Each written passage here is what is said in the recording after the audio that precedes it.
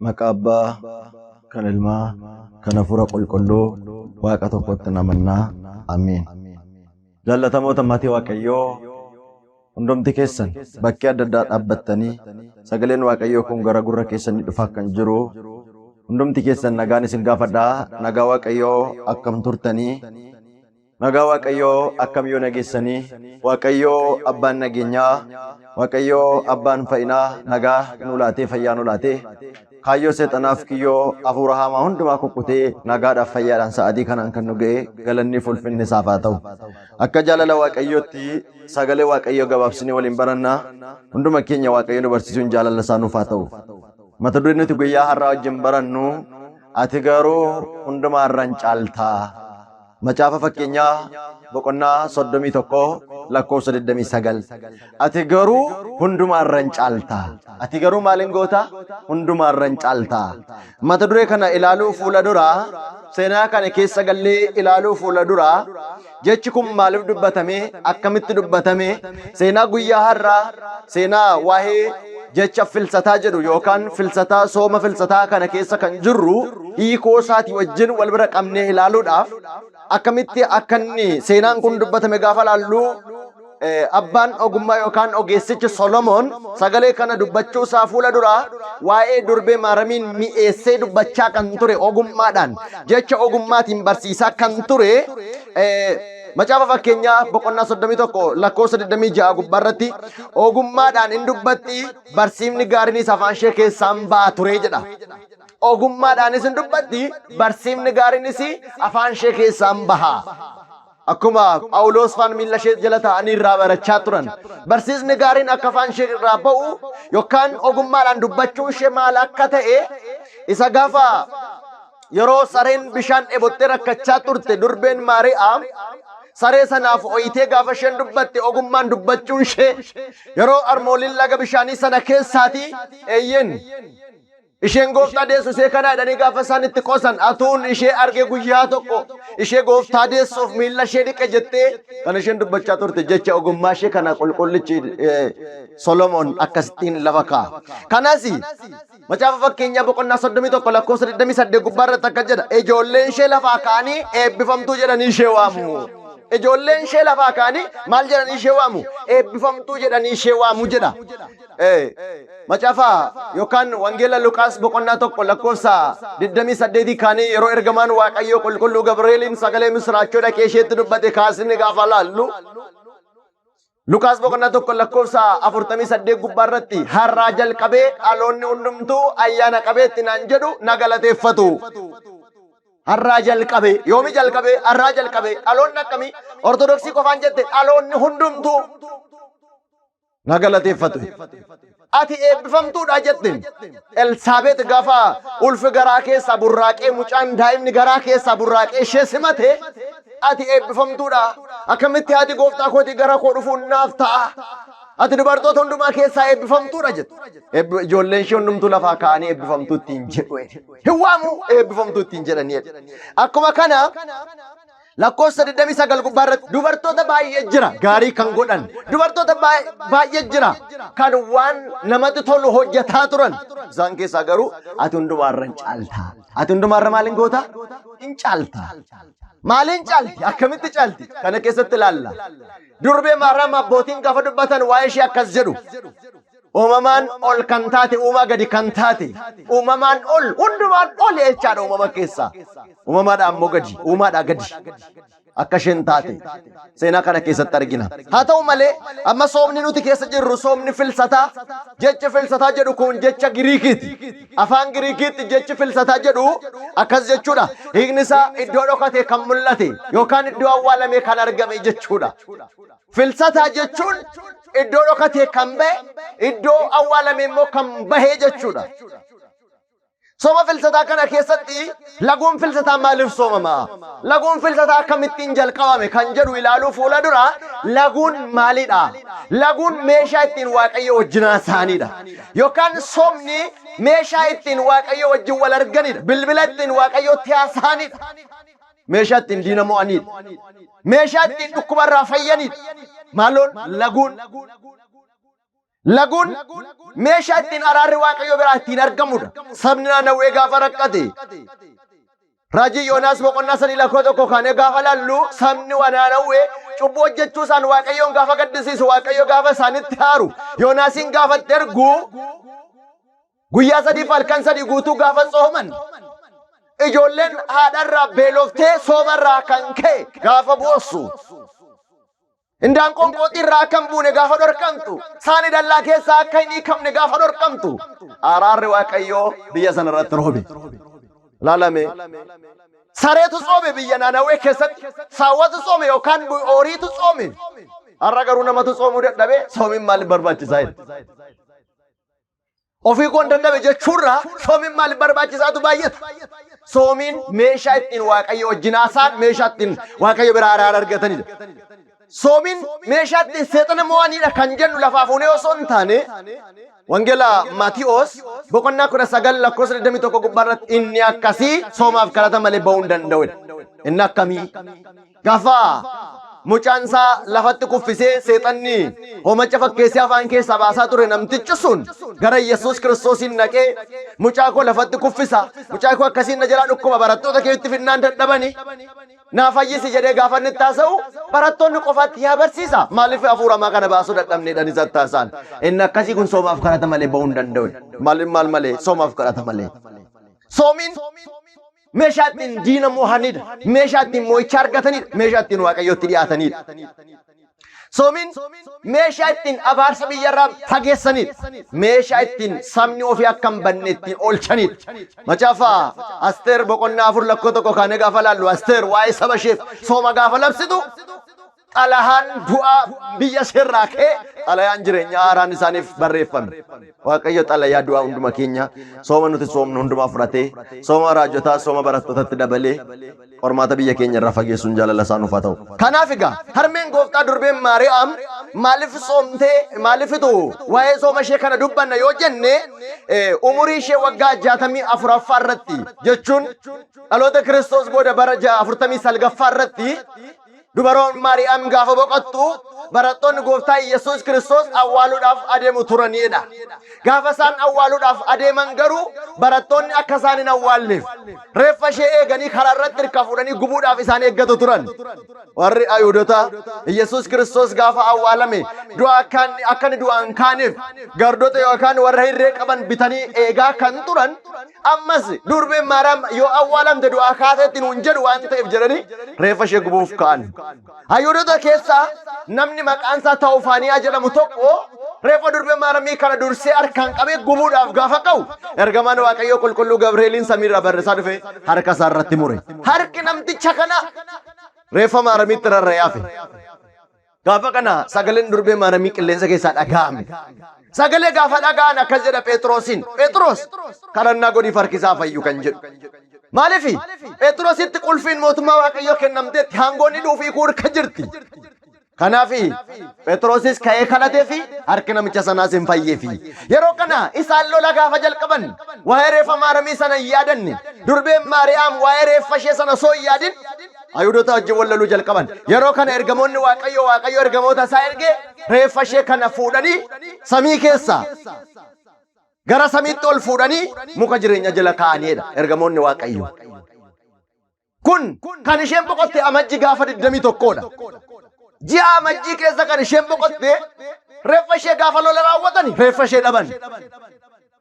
Garuu Waaqayyo namatti agarsiisu waan qabuuf duumessarraan akkuma Filiiphiyoos deemaa ture duumessaan Yohaannis abbaan wangeelaa tajaajilaa deemee gaafa inni deebi'u Waaqayyo qilleensa keessatti yookaan samii keessatti itti agarsiise. Maalitti agarsiise? Akka durbeen Maariyaamiin reeffi ishee homaa tokko hin taane harka ergamootaatiin akka fuudhame itti agarsiise. Gaafa kana ji'a 6 guutuu obsanii eegan guyyaa akkasii dhufa. ji'a ja'affaa gaafa 21 argannaa laata gaafa ji'a 7ffaa gaafa 21 argannaa dhanii otoo eeganii ji'a ja'a gaafa fixanii hagayya gaafa tokko labsii labsan. Labsii maal jedhu labsan namni hundumtuu haa soomu amma reeffa durbee maaramii ijaan arginutti namni hundumtuu akka soomu labsii labsan. Soomiin labsii waan jiruuf soomiin mana qulqullummaa keenya keessatti bakka lamatti kan qoodamu keessaa tokko sooma labsiidha. Sooma dhuunfaaf sooma labsii kan jennu. Soomni labsii kun Iyyoo'el boqonnaa 2 lakkoofsa 14 15 gubbaarratti sooma labsaa saba kanas qulqulleessaa. Maal labsaa? Sooma labsaati saba kana qulqulleessaa. Fiingi afuufaa sabni kun haa soomu sooma labsaa. Akkuma kana barattoonni gooftaa sooma labsan. Sooma maalii? Reeffa durbee maaramiin ijaan argachuudhaaf. Gaafa soomiin labsamu hagayya gaafa tokko jalqabee soomiin gaafa labsamu reeffa ishee argachuudhaaf kan isaan gara Waaqayyootti bu'an subaa'ee galan. Subaa'ee isaanii keessatti yookaan kadhannaa isaanii keessatti yoom reeffa durbee maaramii ijaan argine awwaallannaadha. Haa ta'u malee hagayya tokko gaafa sooma galan gaafa subaa'ee jalqaban yookaan soomii jalqaban gaafa hagayya guyyaa gaafa 14 Waaqayyo reeffa ho'aa fakkeesse reeffa reefuu amma du'e fakkeesse fidee isaaniif laate. Yeroo kana barattoonni gammadanii reeffa durbee maaramiin geessanii Geetesemaanitti awwaalan. Maaliif? Hawwiin isaaniif abdiin isaanii Waaqayyootti boo'uun isaanii reeffa sana argatanii dhufanii awwaaluudha. Maaliiftu wanta ulfaataa kana subaa'eedhaan gaafatan? Subaa'eedhaan maal yoo gaafanne furmaata arganna? Soomiidhaan Waaqayyootti yoo haasofne maalitti iyyuu boqonnaa arganna? Gaaffii jabaataa isa kattaa jabaataa nuti ta'e Waaqayyoo salphaa dhabee. Waaqayyo salphisee fidee nuu kaa deebisaa nutu taasoo dhiise malee nutu kadhachuu dhiise malee nutu midhaan bishaan irraa of qoodee qofaatti baanee kadhachuu dhiisne malee Waaqayyo wanta ulfaatan hin jiru. Wanta hundumtuu salphaadha isaaf. Kun ija Waaqayyoon gaafa laalamu salphaadha jedha. Lammaffaa Mootota boqonnaa 3 lakkoofsa 18. Ija eenyuun gaafa laalamu? Ija Waaqayyoon gaafa laalamu. Tarii barattoonni ija namaatiin ulfaataa ta'uu danda'a gochisaan godhan kun ija eenyutti garuu salphaadha. Ija Waaqayyootti salphaadha. Geetesemaaniis iddoo jedhamutti dhaqanii gaafa awwaalan gaafa kana Toomaas hin turre. Toomaas bakka kanatti argamee hin turre. Toomaas tajaajila deemee gaafa dhufu yeroo inni duumessaan adeemee dhufu samii keessatti durbeen maaram ergamootaan marfamtee gaafa du'a mootee ka'aa jirtu hagayya gaafa 16 samii keessatti Toomaasitti mul'atte. Toomaasitti dubbatte wanta isheedhaaf taasifame hundumaa akkamittiin akka dhuftee barattootatti argamte hundumaa isaanitti dubbatte isatti dubbatte mallattoodhaaf sabbata mudhii isheetii isatti laatte. Maal isatti laatte? Sabbata mudhii isheetii misraachoodhaaf yaadannoodhaaf yookaan mallattoodhaaf isaaf laatte. Mallattoo nuuf kenni jedhanii kan isaan kadhataa turan mallattoo kennameef. Toomaas garuu gaafa dhufu akka waan hin agarree fakkaate barattootaan eessatti awwaaltanii dhaqaa awwaala ishee na agarsiisaa malee maal fidee dhufe dhoksee sabbata isa fidee dhufe dhoksee barattootaan iddoo itti awwaaltan natti agarsiisa awwaala ishee keessaa qotaati reeffa ishee natti agarsiisan maaliif akka isheen du'aa kaate argeeranni. Ati jedhan barattoonni yeroo gooftaan du'aa keessa shakkite wangeelaa Yohaannis boqonnaa 20 lakkoofsa 27 gubbaarratti gaafa Toomaas shakku Waaqayyo akkas isaan jedhe Toomaasiin. Si isa argee amanarra warra tuun argin amananiif mootummaan Waaqayyo salphaadha. Yoon madaasaa arge malee yoon madaasaa quba kaa'e malee nama nu du'a moo'ee ka'uusaa kan inni jedhe. Ammas barattoonni isa kanatu sammuu isaaniitti waan dhufeef ati dura amanuu didde ammas amanaan jirtu jedhaniin. Inni garuu maal gochuuf godhaa jira? Akka awwaala ishee keessaa isheen du'a mootee kaate isaanitti dubbachuudhaaf argee waan dhufe mallattoo isaanii laachuudhaaf. Gaafa kana dhaqanii iddoo awwaala ishee qotanii gaafa dhanii reeffa ishee keessaa dhaban. Iddoo awwaala ishee keessaa reeffa ishee dhaban. Gaafa kana Toomaas waan argee dhufe isaanitti dubbate kunoo mallattoo kan ta'u sabbata ishee fideen dhufe jedhe galanni guddaan isaaf haa ta'u. Sabbanni kun maalidha yoo jenne har'a Azura masqalii daaquuniin harkatti qabatee kan inni qaddasu isatti rarree kan jiru sabbata ishee mallattoo guyyaa gaafa sanaa. Kan biraansa guyyaa gaafa sanaa barattoonni wal harkatti qabatanii sabbata kana kukkutatanii walii isaanii firan. Walii isaanii maal godhan? Hiran. Maaliif hiran? Maal fayyadaa? Fayyidaansa barattoonni kanaan dura yeroo isaan hojii waaqayyoo hojjetaa turan lallabaa gaafa turan gaadidduun isaanii du'aa kaasaa kan ture jira. Fakkeenyaaf yoo laalle gaadidduun Phexros hojii ergamoota boqonnaa 5 lakkoofsa 15 gubbaa irratti dhukkubsattoota fayyisaa tureera. Karaa gaadidduun Phexros adeemu ilaalanii gaadidduu isaa jalaan dhukkubsattoota afaa turaniiru. Gaadidduun Phexros dhukkubsataa fayyiseera waan ta'eedhaaf. Akkuma kana carqiin durbee maaramii faayidaa isaanii waan qabduuf carqii sana barbaadan sabbata ishee walii isaanii murmuranii hiran. Hojii ergamoota boqonnaa 19 lakkoofsa 11 gubbaa irrattis moofaa yookaan carqii inni ittiin dafqa xaragatu Phaawulos hirka fudhatanii hiratanii galu turan. Yookaan uffata qaamatti uffatu cicciratanii galu. Dhaqanii dhukkubsatarra gaafa kaan dhukkubsataa fayyisa waan ta'eedhaaf. Namoonni tokko soolaa scripture kan jedhan qofaatti jiru. Amanuu qofaadhaan fayyinni kan jedhan jiru. Amanuu qofa miti amantiin hojii malee du'aadha macaafni qulqulluun. Saba Waaqayyo. Akkuma kana lammaffaa mootota boqonnaa 2 lakkoofsa 15 gubbaa irratti ol ba'uu Eeliyaas Eelsaa qofaat argee jira. Yeroo Eeliyaas saragallaadhaan akka harka ergamootaan gara Waaqayyootti ol fudhatamu kan arge eenyu qofaadha? Eelsaa qofaadha. Akkuma kana du'aa ka'uu durbee maaramiin kan arge Toomaas qofaadha.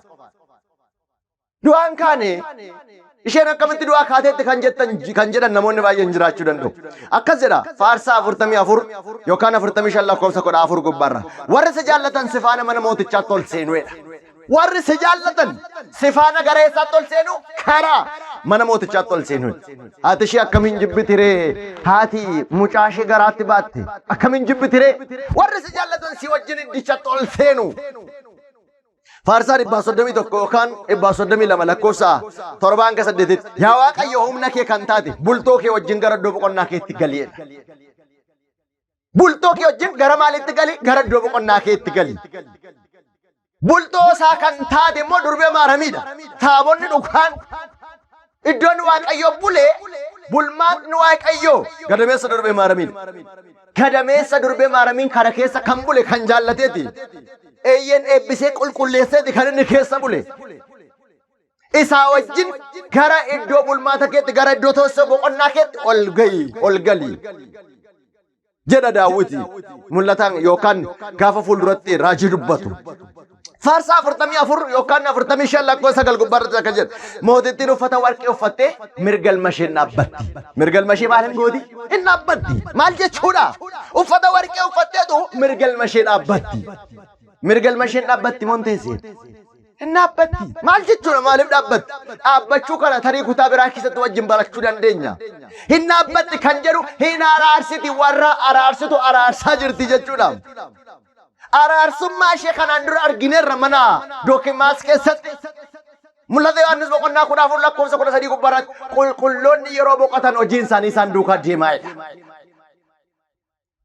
Mana Dookimaasitti hojii araarsummaa ishee isaa agarsiiste duukaadhuma mirgalma ishee gaafa dhattus dhaabbatteetu araarsiti. Kanis dhibu inni dhaabbatti jechuun kun kutaa macaafa qulqulluu keessaa iddoo lamatti qonne gaafa laallu seenaa guddaa tokko argina. Luqaas boqonnaa 1 lakkoofsa 19. Ani fuuldura Waaqayyoo kana dhaabbadhu Gabri'eelidha. Ani fuuldura eenyu Waaqayyoo kanan maal godhu kanan dhaabbadhu. Kanan taa'uudhe kanan dhaabbadhu. Maaliif dhaabbataa? Asinis hin deebisa.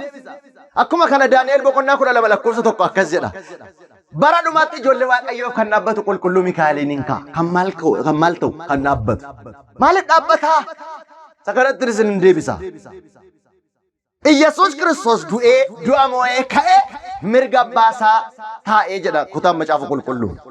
Mirga baasaa maal godha? Taa'e. Hin dhaabbateedha. Iyyasuus Kiristoos immoo akka inni taa'ee dubbata. Warri akka ergamoota akka isaan dhaabbatan. Haati Waaqayyoo qulqulleettiin durbee Maariyaam akka isheen dhaabbattu dubbata. Warri araarsan hin dhaabbatu. Mana murtii olaanaa yoo deemtan abbaan alangaa maal godha? Hin dhaabbatu. Abbaan murtii hin ta'u. Abbaa murtii meeqatta? Sadiitta. Sadan isaanii eenyudha? Abbaa ilmaa hafuura qulqulluutti fakkeeffamanii dhabe.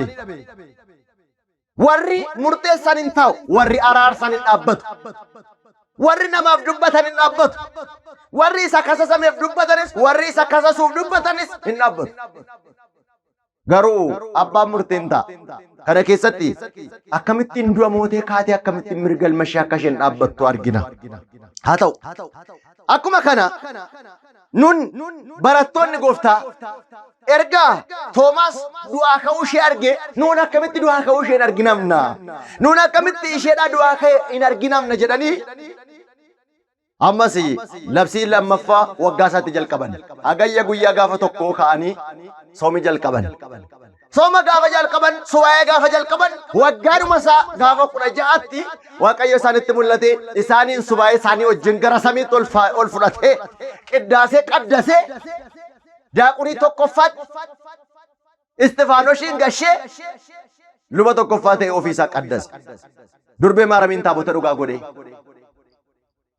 kanaan argan haa ta'u maaliin dubartoota hundumaarra caaltire ati hundumaarra caaltaa jedhe Solomoon maaliin caalti mee waan tokkoon isinitti hima harmoolii baay'een irra da'aniiru eenyuyyuu mucaa gaafa godhatu mucaa quxisuusaa godhata isheen garuu hangafa ishee deessi hundumaarra caalti maaliif namni gaafa da'u hangafa isaa namni da'u hin jiru mucaadhuma xinnoo daa umuriin xinnoo isheen garuu kan isheen deesse barri kan lakkaa'amuuf barri lakkaa'amee fi dhumuu kan hin dandeenye xumuraaf jalqaba kan hin qabne deesse kanaaf hundumaarra caalti lammaffaa maaliif Isaayyaas boqonnaa 6:2 akkas jedha eeyyan ergamoonni fuula isaanii golboobatanii kochoo ja'a kan qaban kochoo lamaan fuula isaanii golboobanii lamaan teessoo isaa baatanii lamaan balali'anii waaqayyoon qulqulluu jedhanii galateeffatu arguu waan dadhabaniif isa ergamoonni arguu dadhaban isheen garuu garaatti baate hundarra caalti